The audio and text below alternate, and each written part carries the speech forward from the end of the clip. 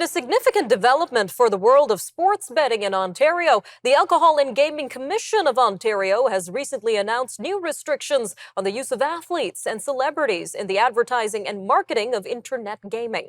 Now, these measures, set to take effect on February 28, 2024, aim to protect youth by curbing the influence of influential figures in promoting online betting. The move comes in response to growing concerns about the surge in online gambling advertisements during live sporting events.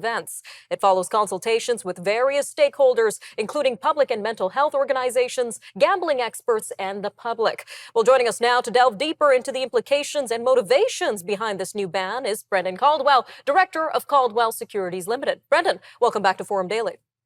Always great to be here, Nima, especially on a non-controversial topic like this one. Always great having you, Brendan. Now, I know we talked a little bit about online betting using athletes and celebrities about a year ago. So let's recap some of your concerns regarding the use of Wayne Gretzky for such advertisements. Yeah, well, I mean, my concerns were litmus. There was very many concerns.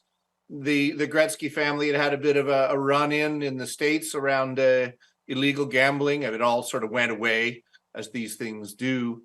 But whether it's Wayne Gretzky or Jamie Foxx or whomever that's up there on the screen, I mean, it's the same, as you pointed out, it's the same commission that regulates alcohol and cannabis and gambling.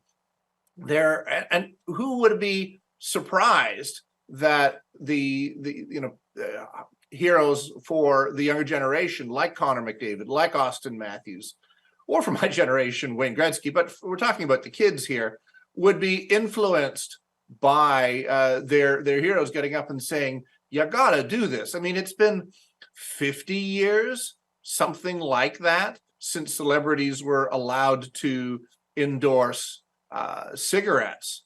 And so why are we allowing kids to have the people that they look up to tell them that gambling is a great deal of fun, when we know perfectly well it's dangerous? That's why we limit it to a minimum, I think, of 19 in this province. So, yeah, it is a no-brainer to at least, it's a half measure, but it's something worth doing because obviously this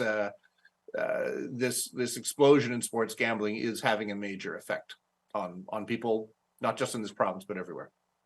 So can you walk us through some of these new restrictions and what they would look like? I know they come into effect on February 28th, 2024, but what exactly would they look like? Well, looks like if the Jays get to the World Series, I don't know, maybe they'll have Davis Schneider or one of the Blue Jays up there promoting it, because the World Series is fair game, and most of the hockey season, especially most of the hockey season if you're a Leafs fan. So it's not that that Wayne Gretzky is prohibited from doing the ads. It's the entities that are licensed to promote gambling in Ontario are prohibited from hiring Wayne Gretzky or Connor McDavid or Austin Matthews. So it's I was wondering about it myself. How can you tell Wayne Gretzky what he can or cannot advertise? But what they're doing is saying, if you want a gaming license in the province of Ontario, you have to abide by these rules. So that's how they're attacking it. All right, Brendan. And just for some perspective, just how popular is online gambling in the first place? How many Canadians do you believe gamble online?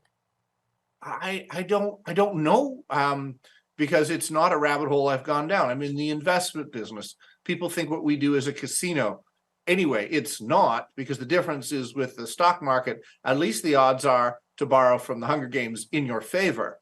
The stocks tend to go up over a long period of time, whereas in a casino or any online gambling, the odds are always tilted against the individual and in favor of the house.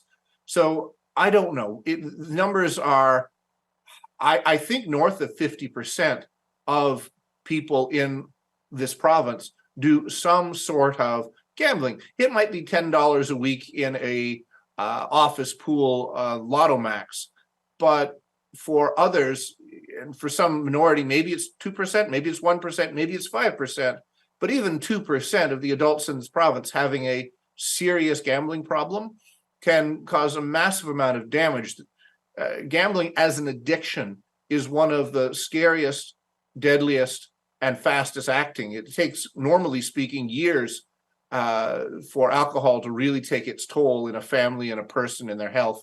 But with gambling, you can do it in a matter of days or weeks.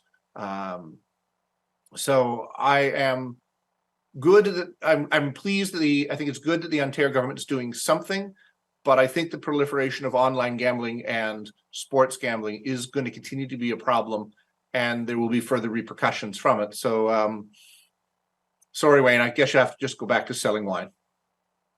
All right, Brandon, always great to have you on Forum Daily. Always an insightful interview. Thank you again for your time today. Thank you, Nima. We'll be right back.